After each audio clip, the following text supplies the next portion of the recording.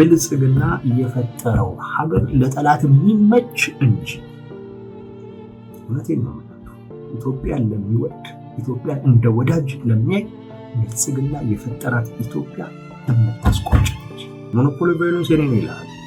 ህግና ስርዓትን ካላስከበርክበት ዝም ብሎ ውርስ ነው ሞኖፖሊ ቫዮለንስ። ከታጣቂ እንደ አንዱ ነው ልትቆጥረው እንጂ ለምሳሌ ፋኖ ሁሉም ቦታ ላይ ቁጥጥር አለው። በዚህ ከብልጽግና አያንስም። ለምን? ብልጽግና ሁሉም ቦታ ላይ ቁጥጥር ያለው ላይ ተቀምጦ ህግ ስርዓት ካልተከበረ የዜጎች ወጥቶ የመግባት መብት ካልተረጋገጠ መዘፍዘፍ እንጂ ሌላ ነገር እኮ ያለው እንደዚህ አይነቱን አካል እኮ ይሄንን ሞኖፖሊ ቫዮለንስ የሚባለው ስልጣን ወደደም ጠላ ተቀምጧል። ብልጽግና የፈጠራት ኢትዮጵያ ወይም የፈጠራት ያለችው ኢትዮጵያ ለሻዕቢያ የምትመች ኢትዮጵያ ነች። ለጠላት እንጂ ለኢትዮጵያውያንና ለኢትዮጵያ ወዳጆች የምትመች አይደለች።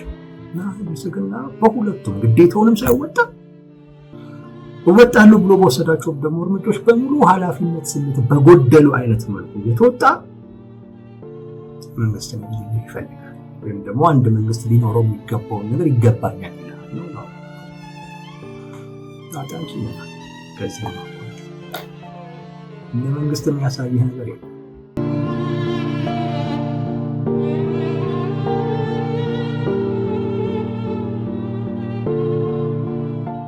ብልጽግና ከኛ በምንም የሚለየ ነገር የለም፣ ከኛ እንደ አንዱ ነው ያለው ነው። እሱ ላይ ብንነጋገር በጣም ደስ ይላል። አስረስ ማረ ይሄንን ሲል ካላቸው ቁጥጥር ጋር አያይዞ ነው ማለት እኛ አማራ ክልልን 90% እንቆጣጠራለን። ብልጽግና ደግሞ አዲስ አበባና ዙሪያዋን ይቆጣጠራል። ሌሎቹም እንደዚሁ እንደ አንድ የፖለቲካ ተዋናይ እንጂ መንግስት ነው የሚያስብል ነገር የለውም። በሀገሪቱ ውስጥ ያለው ቁጥጥር መንግስት ሊያስብሎ በሚችል አይነት ደረጃ ላይ አይደለም ነው የአስረስ ማረ ሀሳብ። እና ይህንን ነው እኛ መፈተሽ የምንፈልገው።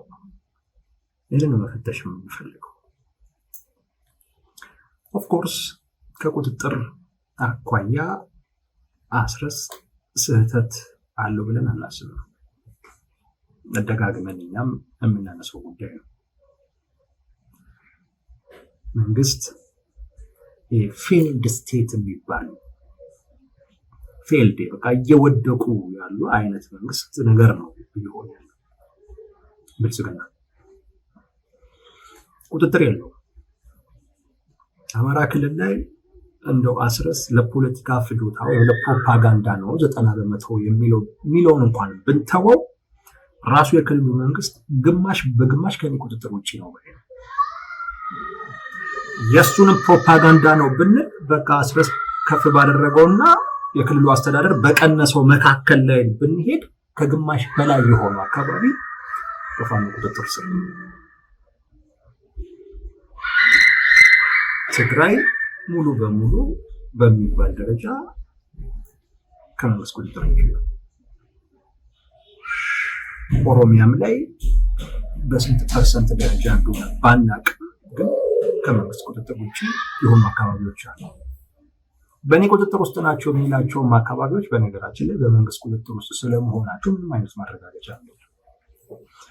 ማለት መንግስት በተቆጣጠራቸውም አካባቢዎች ላይ መንግስት የተቆጣጠራቸው አካባቢዎች ናቸው ለማለት የሚያበቃ ነገር የለም። ሰላም የለም፣ መረጋጋት የለም፣ የመኖር ዋስትና የለም። የኤርትራ ሰራዊት ኢትዮጵያ ውስጥ ነው።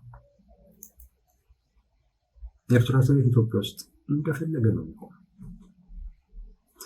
ሰሞኑን ሽሬ አካባቢ ላይ ከኤርትራ መጥተው በዓል አክብረው ነው የሄዱት።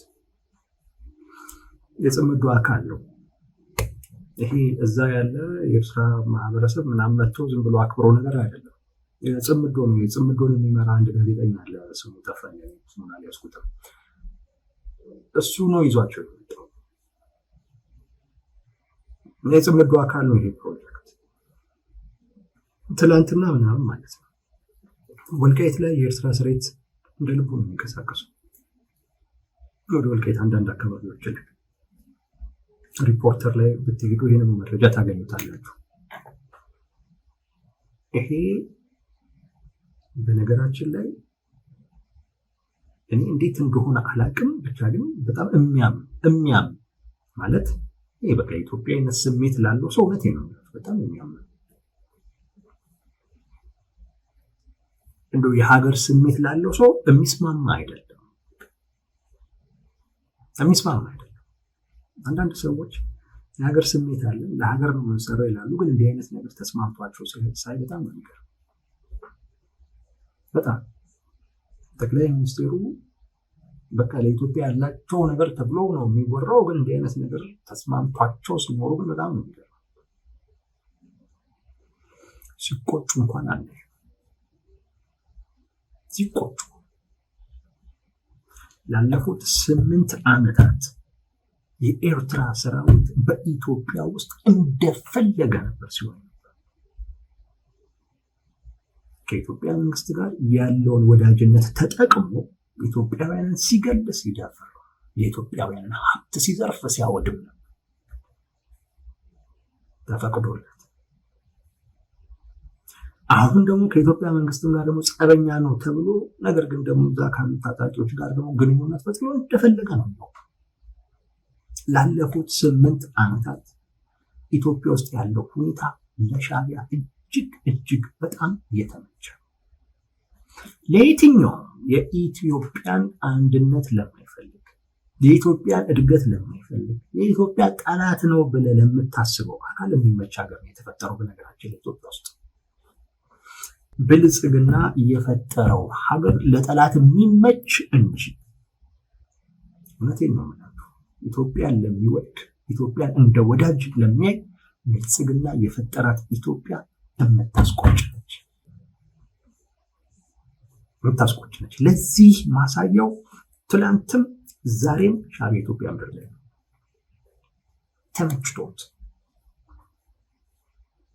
ተመችቶት ነው ያለው። ትላንት ከመንግስት ጋር ያለውን ግንኙነት ተጠቅሞ አሁን ከመንግስት ጋር ተጣልቷል እንኳን ተብሎ ግን የተመቸው ሁኔታ አለው። ይሄን በደንብ አድርጋችሁ ውሰዱልኝ። ብልጽግና የፈጠራት ኢትዮጵያ ለጠላት የምትመች እንጂ ለኢትዮጵያውያንና ለኢትዮጵያ ወዳጆች የምትመች አይደለችም። አትመችም።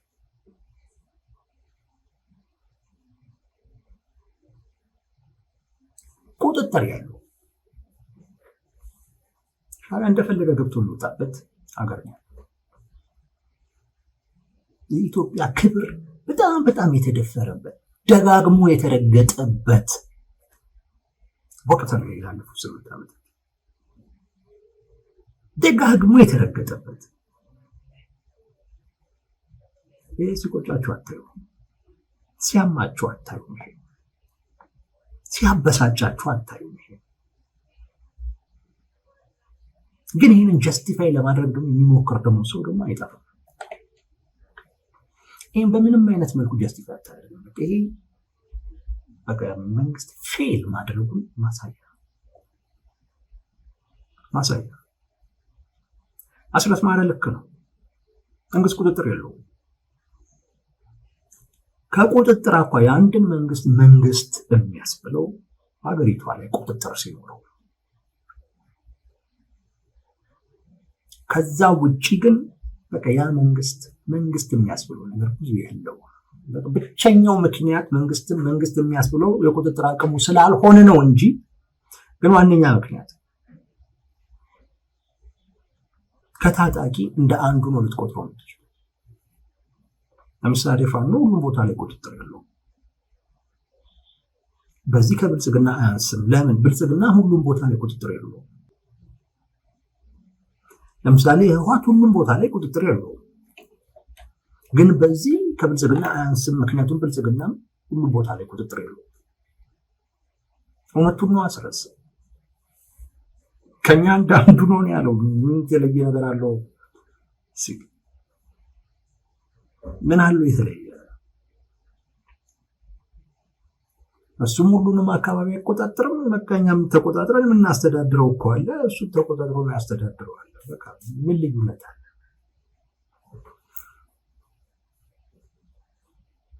እሱን መንግስት የሚያስብል እኛን ታጣቂ የሚያስብል ነገር የለም ነው እሱ ያለ እና ከዚህ አኳያ ከታየ ከቁጥጥር አኳያ ከታየ ምንም አስረስ ልክ ነው። አልተሳሳተም። እንደ ጥሩ ምሳሌ አሁን እነሱ የተቆጣጠሩትን ቦታ አንድ፣ ሁለተኛ በጣም በሚያበሳጭ አይነት ሁኔታ ሻዕቢያ እንደፈለገ ገብቶ እንወጣበት ሀገር የተፈጠረው ሀገር ነው የተፈጠረው። ባለፉት 8 ዓመታት ሻዕቢያ እንደተመቸው ማንም ተመችቶ አያውቅም። ህወሓት በዛ ደረጃ ያልተመቸው፣ ፋኖ በዛ ደረጃ ያልተመቸው ማንም ለሻዕቢያ እንደተመቸች ኢትዮጵያ ለማንም አልተመቸችም። ብልጽግና የፈጠራት ኢትዮጵያ ወይም የፈጠራት ያለችው ኢትዮጵያ ለሻዕቢያ የምትመች ኢትዮጵያ ነች። ለጠላት እንጂ ለኢትዮጵያውያንና ለኢትዮጵያ ወዳጆች የምትመች አይደለችም። ይሄ ላለፉት 8 ዓመታት የታየው ነገር ያረጋገጠው ሀቅ ነው። በምንም ልትክዱ አትችልም። በምንም ገብቶ የፈለገውን አርጎ መውጣት ይችላል። ማን? ሻዕቢያ። የሚያሳዝኑ የሚያስቆጭኑ የሚያምነው የሌላ ሀገር ሰራዊት በአንተ ሉዓላዊ ግዛት ውስጥ አንዴ እኮ አይደለም፣ ሁለቴ እኮ አይደለም፣ ዛሬ እኮ አይደለም። ይሄ ነው። ትላንትም እንዲሁ ነበር። ከትላንት እስከ ዛሬ ድረስ ያ ሰራዊት እንደፈለገ ገብቶ የፈለገውን አድርጎ ይወጣል። ማንም የሚጠይቀው የለም። ማንም ምንም የሚያደርገው የለም። ኢትዮጵያ ተከፍታለች። ገመኗ ሁሉም የተገለጠው። ትወርዳለች።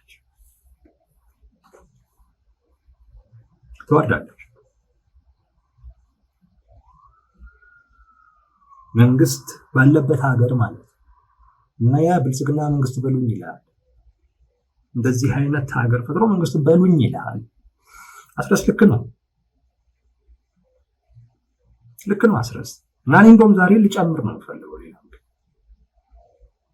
ሌላ ምክንያት ልጨምር። አስረስ ከቁጥጥር አንጻር ነው ያለው። እኔ ደግሞ ሌሎች ምክንያቶችን እጨምራለሁ። ከነሱ እንደ አንዱ ብቻ ሳይሆን ራሱ መንግስትም በመንግስትነት ደረጃ እንዳናየው ሊያደርጉ የሚችሉ ሌሎች ነገሮችን እጨምራለሁ። አንደኛው ሞኖፖሊ ኦፍ ቫዮለንስ የሚባለው። ስለዚህ ጉዳይ ብልጽግናዎች በጣም በተደጋጋሚ ሲሆኑ ሰምታችኋል። ኢትዮጵያ ውስጥ ሞኖፖሊ ኦፍ ቫዮለንስ የመንግስት ነው መሆን ያለበት ሲሉ ትሰማላችሁ። ሞኖፖሊ ኦፍ ቫዮለንስ ማለት ኃይልን በብቸኝነት የመጠቀም መብት ማለት ነው። ኃይልን በብቸኝነት የመጠቀም ከመንግስት ውጪ ኃይልን በብቸኝነት የመጠቀም ስልጣን ያለው መኖር የለበትም ነው። ወይም ኃይልን መጠቀም ያለበት ከመንግስት ውጪ ሌላ አካል መኖር የለበትም ነው። ካለሱ ህገወጥ ነው፣ ህግ የጣሰ ነው፣ አማጺ ነው ምናምን እንደዛ ነው የሚባለው። እና ብልጽግና ጠቅላይ ሚኒስትሩን ጨምሮ ደጋግሞ ስለዚህ ጉዳይ ያነሳሉ። በዚህ ጉዳይ ላይ የተወሰነ እንነጋገራለን። ዛሬ እንደውም እንድናወራ የምፈልገው በዚህ ጉዳይ ላይ ነው። ሞኖፖሊ ኦፍ ቫዮለንስ እንዳልኳችሁ ኃይልን በብቸኝነት የመጠቀም ስልጣን ብዙ ጊዜ መንግስት ነው። ዋናው ነገር እና እንድንጠይቅ እንድንመለስ የምንፈልገው ለምን የሚለውን ነው። ብልጽግናዎች ይህን ያመልሱት። ለምን የመንግስት ስልጣን ሆነ? ለምን የመንግስት ስልጣን ሆነ? ሞኖፖሊ ኦፍ ቫዮለንስ ለመንግስት ብቻ የሚተው ጉዳይ ሆነ? ኃይልን በብቸኝነት እንዲጠቀም የምንፈልገው መንግስት ነው። ለምን ግዴታ ነው? ግዴታ እኮ አይደለም፣ ምክንያታዊ እኮ ነው ይሄ ውሳኔ።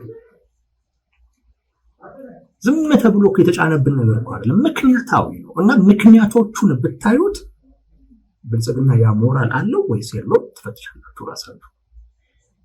ሞኖፖሊ ቫዮለንስ የኔ ነው መሆን ያለበት ለማለት ይበቃል ወይስ አይበቃም ራሳችሁ ተወስናላችሁ። ምክንያታዊ ነው። ኃይልን በብቸኝነት የመጠቀም ጉዳይ የመንግስት መሆን አለበት ስንል ምክንያታዊ ነው። ብልጽግና ግን ያን ምክንያት አያሟላም። ሁለት ምክንያቶች አሉ። አንደኛው ህግን፣ ስርዓትን፣ ሰላምን፣ መረጋጋትን የማምጣት የማስፈን የማስከበር ግዴታ የመንግስት ነው ብለን ይህንን ግዴታ በመንግስት ላይ ስለምንጭን ነው። አንዱ ምክንያት እሱ ነው። ሰላምን እና መረጋጋትን የማስፈን ጉዳይ የመንግስት ግዴታ ነው ብለን ነው። ህግና ስርዓትን የማስከበር ጉዳይ የመንግስት ግዴታ ነው ብለን ይህን ግዴታ ሰጥተነው ስናበቃ ኃይልን በብቸኝነት የመጠቀም ስልጣንን ለሌሎች እንዲያጋራ አንፈቅድም። ለምን? ለሌሎች ካጋራንማ ራሱ ይህንን ግዴታውን በብቃት ላይ ወጣ ይችላል። ይህን ግዴታ እንዲያጋራ የማንፈልገውና ለመንግስት በብቸኝነት የሚሰጠው ሰላም፣ መረጋጋት እንዲመጣ፣ ህግ፣ ስርዓት እንዲከበር ያን ግዴታ በብቸኝነት ለሱ ስለሰጠን ያን የሚያስከብርበትን አቅምም በብቸኝነት እንዲቆጣጠር አንፈልጋለን። ከዚህ አንጻር ገምገሙት። ኢትዮጵያ ውስጥ ሰላም የለም። ኢትዮጵያ ውስጥ መረጋጋት የለም። ህግ የለም። ስርዓት የለም። ማንም ዜጎች ብቻ አይደለም፣ ኢቭን የኤርትራ ሰራዊት እንደፈለገ የሚሆንበት ሀገር ነው ኢትዮጵያ። ዜጎች ማን ምን እንደሚያደርጋቸው የማያውቁበት፣ ለህይወታቸው ዋስትና የሚሰጥ አካል የሌለበት ሀገር ነው ኢትዮጵያ። መንግስት ከዚህ አንጻር ግዴታውን ሲወጣ አላየንም፣ አልተወጣም ነው። የብቃት ችግር ብቻ እንዳይመስላችሁ፣ የአቅም ችግር ብቻ እንዳይመስላችሁ። በመሰረታዊነት ይሄ ግዴታ የኔ ነው ብሎ አያምንም። መጀመሪያ እኮ ያንን እኮ ነው የሚፈልገው ወዳጆች። ይሄ ግዴታ የኔ ግዴታ ነው። ይህን ግዴታ ወስጃለሁ፣ መንግስት ነኝ ስለ ይህን ግዴታ ወስጃለሁ። ሰው ያንን አቅም መፍጠር፣ ያን አቅም ተጠቅሜ ግዴታዬን መወጣት የኔ ድርሻ ነው። ብልጽግና እንደ ግዴታው የማይወስደውም ነው ብላችሁ ግዴታዬ ነው ብሎ አያስብም። ራስን ጠብቅ ከፈለክ ነው እዛ ያለ ታራቂ እንዲሆነን እንዲሆነን ምናምን የራሱ ጉዳይ ነው። ትግራይ እንዲህ ተብሏል፣ የራሱ ጉዳይ ተብሏል። እንደዚህ ነው የራሱ ጉዳይ ተባለ። አማራ ክልል እንደዚሁ የራሳችሁ ጉዳይ። ኦሮሚያም ላይ ኦላ የሚንቀሳቀስባቸው ቦታ ላይ የራሳችሁ ጉዳይ። ኦላ የትኛውም ቦታ ላይ ህዝብ የራሱ ጉዳይ ነው የተባለው። ህግን ስርዓትን ለማስከበር ሲባል ስልጣኑ ሲጠቀም አይታየም። ግዴታው አይደለም። ኃይልን የሚጠቀመው ስልጣኑን ለማስጠበቅ። ከዛ ውጪ ግን ስልጣኑን ማስጠበቅ አንድ ነገር ነው፣ ምንም ጥያቄ የለውም። ግን እሱ ስልጣን ላይ ተቀምጦ ህግ ስርዓት ካልተከበረ፣ የዜጎች ወጥቶ የመግባት መብት ካልተረጋገጠ እኮ መዘፍዘፍ እንጂ ሌላ ነገር እኮ የለውም። እንደዚህ አይነቱን አካል እኮ ይሄንን ሞኖፖሊ ቫዮለንስ የሚባለው ስልጣን ወደደም ጠላም ተቀሟል። ምንድነው የምትሉት? አንዳንድ አካላቶች እኮ ኦላ ይሻለናል እኮ ብለው ወይም ደግሞ ኦላ የተቆጣጠራቸው አካባቢዎች ላይ እኮ በቃ ኦላ መብቱን ይጠቀም እኮ ባይ እኮ ናቸው። ዋስትናችንን ያስጠብቅልናል እኮ የሚሉ የህብረተሰብ ክፍሎች እኮ አሉ። አማራ ክልል ፋኖ ላይ እኮ አሉ እኮ። ትግራይ ክልል ላይ እኮ በጣም ዶም በዝቷል። ሌሎች ከመንግስት ውጪ ያሉ ከመንግስት በተቃራኒ ያሉ ታጣቂ ምናምን የምትሏቸውን አካላት ዋስትና አድርገው እኮ የሚኖሩ አሉ። ለምን? መንግስት በብቃት አልተወጣም ብቻ አይደለም ፍላጎትም ያለው ነው አይመስልም። የለውም ፍላጎትም። ህግን፣ ስርዓትን፣ ሰላምን፣ መረጋጋትን ለማምጣትና ለማስከበር ሳይሆን የራሱ ስልጣን ለማስጠበቅ ሲል ሊጠቀምበት ይችላል። ግን እዛ ግን የተቀመጠው ስልጣኑ ብቻ እንዲያስከትል አይደለም፣ ህግና ስርዓትን እንዲያስከብር፣ ሰላም መረጋጋትን እንዲያመጣ አልቻለም። ለምንድን ነው ያልቻለው? እንደ ግዴታው አልወሰደውም። እንደ ግዴታውማ ቢወስደው ይሄንን ግዴታ እንዴት መወጣት አቃተኝ ብሎ ክፍተቶቹን፣ ድክመቶቹን ለመሙላት ይሞክራል። በዚህ ረገድ ስህተት እየሰሩ ያሉ ባለስልጣናቶቹን ተጠያቂ ለማድረግ ይሞክራል። የለም ይሄ ለምን እንደ ግዴታው አልወሰደውም? ምንም አይመስለውም። አዲስ አበባ አካባቢ ላይ ብቻ ተወስኖ ይቀር። ልክ እኮ አይደለም ይሄ። ልክ እኮ የጤናም እኮ አይደለም። እውነት ለመናገር አንድ ሰው አንተ ቦታውን ይዘህ ስልጣኑን ይዘህ ባለስልጣኑን መሆን እኮ አለበት። በቃ ቦታው የሚሰጥህን ዋጋ ማንም ሊያቀልህ እኮ ይገባል። አላቅም ካለ ልታሳውቅ ይገባል። ስርዓት ባለው መንገድ ትነግረዋለህ። አይ ካለ በሚገባው አይነት ቋንቋ አናግረው ታደርገዋለህ። የኮ ግዴታ እኮ 4 ኪሎ ብቻ መቀመጥ ምን ጥቅም እንዳለው አላውቅም።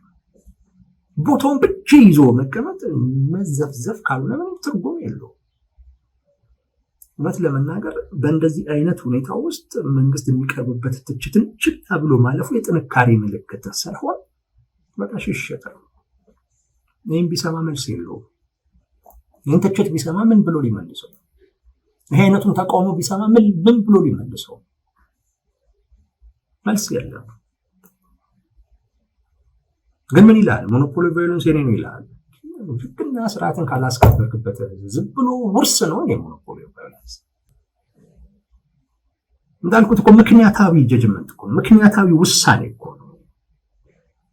ህግና ስርዓትን ማስከበር ያለብህ ያ ግዴታ በብቸኝነት ያንተ ነው ብለን ስለሰጠን ያን ግዴታ ስለጫንብህ ይህን ነገር ሌሎች እንዲጋሩ አይገባም የምንለው እኮ ለዛ ነው። ይህን ካልተወጣማ ምንድን ነው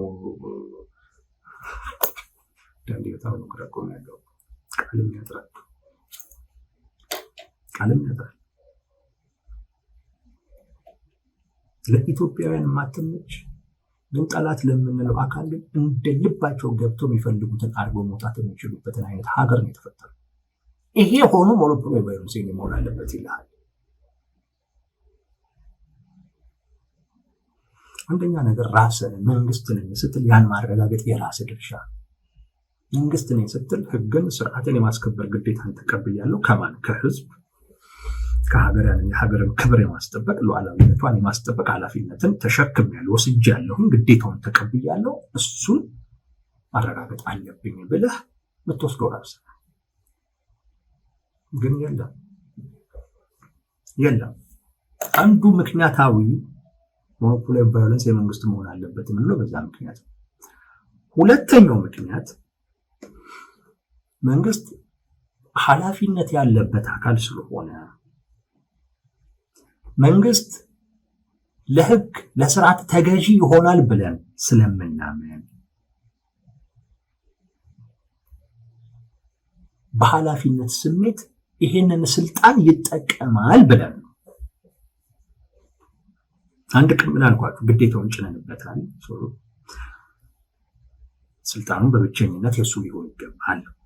ሁለተኛው ግን ያንን ግዴታ ከሌሎች ደግሞ በተሻለ በኃላፊነት ስሜት ይወጣዋል ብለን አምነን ነው። ለምን? መንግስት የሚመራበት ህግ አለው፣ ስርዓት አለው። በዛ አይነት መልኩ ይፈጽማል ብለን አምነን ነው። ስህተትም ሲኖር ስህተቱን ሊያርም የሚችልበት የራሱ አካሄድ አለ። ስለዚህ በአጠቃላይ ነገሩን በኃላፊነት ስሜት ይፈጽማል ብለን አምነን ነው። ብልጽግና ይህንንም እምነት አፈር ነው ያበላው። እጁ ላይ ያለውን ሞኖፖሊ ቫዮለንስ ወይም እጁ ላይ ያለውን መሳሪያ አንደኛ ተመጣጣኝ ባልሆነ አይነት መልኩ ነው የሚጠቀመው። ህግን ላስከብር ነው፣ ስርዓትን ላስከብር ነው ብሎ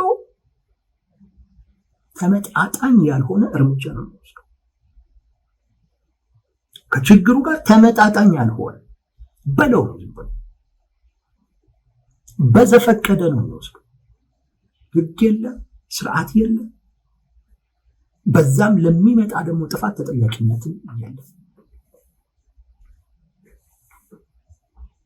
የጦር ወንጀል ፈጽሟል። ያልፈጸሙ ንጹሃኖች ተጨፍጭፈዋል፣ ተደፍረዋል።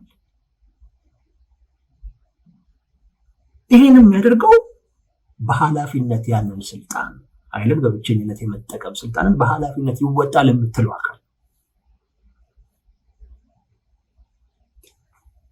ለታጣቂዎች ይሄንን አይነት ስልጣን በብቸኝነት ማሰጠው ታጣቂዎች ኃይል ሲይዙ እና ይሄንን የመንግስትን ስልጣን መገዳደር ሲፈልጉ እናንተ እያደረጋችሁ ያላችሁት መንገድ ህገወጥ ነው፣ ስህተት ነው የምትላቸው በኃላፊነት ስሜት ያወጡትን ብለህ እንደገና ያንን ግዴታ ለአንተ አልሰጠውክም ብለው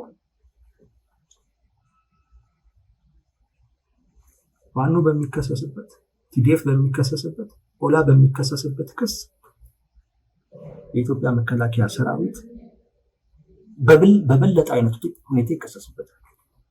ክሱ ኢትዮጵያ ውስጥ ብቻ እንኳን በዓለም አቀፍ ደረጃ ይከሰስበታል። እጁ ላይ ያለውንም ስልጣን በኃላፊነት ሳይወጣ ቀርቶ በዘፈቀደ በህግ ባልተመራ አይነት መልኩ የራሱን ታጣቂ እየገደለ ተሳስቼ ነው ደግሞ ብሎ ተጠያቂነት ማያሰፍን እንደዚህ አይነት አካል ሞኖፖሊ ቫዮለንስ ነው ይላል። እንደዚህ አይባልም።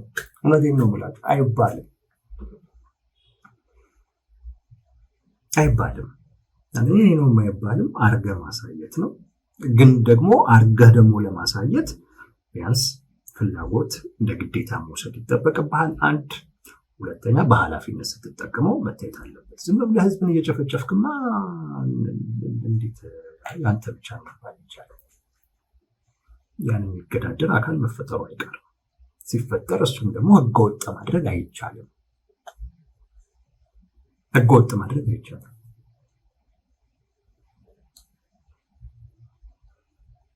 ብልጽግና በሁለቱም ግዴታውንም ሳይወጣ እወጣለሁ ብሎ በወሰዳቸው ደግሞ እርምጃዎች በሙሉ ኃላፊነት ስሜት በጎደሉ አይነት መልኩ እየተወጣ መንግስትን ይፈልጋል። ወይም ደግሞ አንድ መንግስት ሊኖረው የሚገባውን ነገር ይገባኛል ይላል ነው። ታጣቂ ነህ። ከዚህም አኳያ እንደ መንግስት የሚያሳይህ ነገር የለም። ታጣቂ ነህ። ምንም ከታጣቂ የሚለይህ ነገር የለም። በነገራችን ላይ በመንግስትና በአንድ ታጣቂ መካከል ያለው ልዩነት የባህሪ ነው። በዋናነት የባህሪ ልዩነት፣ የሞራል ነው ልዩነቱ። የኃላፊነት ነው ልዩነቱ፣ ሌላ አይደለም። አንድ መንግስት ያለበትን ኃላፊነት ታጣቂው የለው። አንድ መንግስት የሚጠበቅበትን የሞራል ከፍታ ከታጣቂው አይጠበቅም። አንድ መንግስት ሊያሳይ የሚገባውን ባህሪ ታጣቂ የማሳየት ግዴታ የለበት። ብልጽግና አንድ ታጣቂ የሚያሳየውን ባህሪ ነው የሚያሳየው። ላለፉት 8 ዓመታት ያየነው እሱ የመንግስት ባህሪ አይታይበት። ሌላው ደግሞ በጣም የሚገርመውን ነገር ልንገራችሁ። ሌላ ምክንያት እንዲህም ደግሞ ሆኖ ችግሮችን በፖለቲካ ውይይት ከመፍታት ይልቅ በኃይል ለመፍታት ደግሞ መፈለግ። በነገራችን ላይ መንግስት ባህሪ አይደለም። መንግስት በባህሪው መንግስት ችግሮችን በውይይት ለመፍታት ነው የሚሞክረው። ጥረቱ ሁሉ እሱ የኃይል አማራጭ የመጨረሻ አማራጭ ነው። በነገራችን ላይ ለብልጽግና የኃይል አማራጭ የመጀመሪያ አማራጭ በፖለቲካ መፍትሄ ችግሩን መፍታት የመጨረሻ አማራጩ ነው ለብልጽግና ሲገደድ የሚገባው። ይሄ መንግስት ባህሪ አይደለም። ታጣቂዎች እንዲህ አይነት ባህሪ ያላቸው አይ በቃ እኛማ በኃይል ላይ አካል የምናስወግደው በኃይል ነው ሊሉ ይችላሉ። የታጣቂ ባህሪ ሊሆን ይችላል። ታጣቂ ሲሉ አይደለም፣ መንግስት ሲሉ ግን መደንገጥ ነው ያለበት። መንግስት እንደዛ አይደለም። መንግስት ቅድሚያ ችግሩን በውይይት በድርድር በፖለቲካዊ አይነት መንገድ ለመፍታት ነው የሚሞክረው። በዛ ዝሎ ሲደክምና ውጤት ሲያጣበት ነው ሌላኛው አማራጭ ያለው። የብልጽግና ተቃራኒ ነው እና አስረስ ልክ ነው። እንደ መንግስት የሚያሳዩት ነገሮች የሉትም። ኃላፊነትንም ከመወጣት አኳያ በባህሪም ደረጃ በቁጥጥርም ደረጃ መንግስት ሊያስብል የሚችል ነገር የለውም። ከአንድ ታጣቂ በምንም አትለየው፣ በምንም። ይሄ ግን መንግስት አያስብሎም እያልኩ አይደለም፣ መጣበታለሁ። እሱ ግን እንደው እኔ ከተባለ ብልጽግና በባህሪ ደረጃ ኃላፊነትን በመወጣት ደረጃ በቁጥጥር ደረጃ መንግስት የሚያስብለው ነገር የለውም። አስረስልክ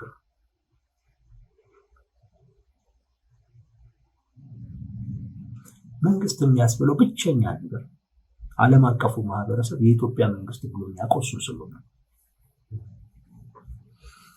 እኛም 4 ኪሎ የተቀመጠ በሙሉ መንግስት ነው የሚመስለው። ለዛ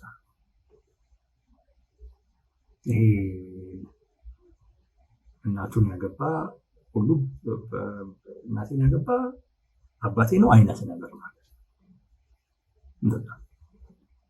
ከ4 ኪሎ የገባን በሙሉ መንግስት ስለምንል መንግስት እንለዋለን። የዓለም አቀፉ ማህበረሰብን በመንግስት ደረጃ የሚያቆሱ ስለሆነ መንግስት እንለዋለን።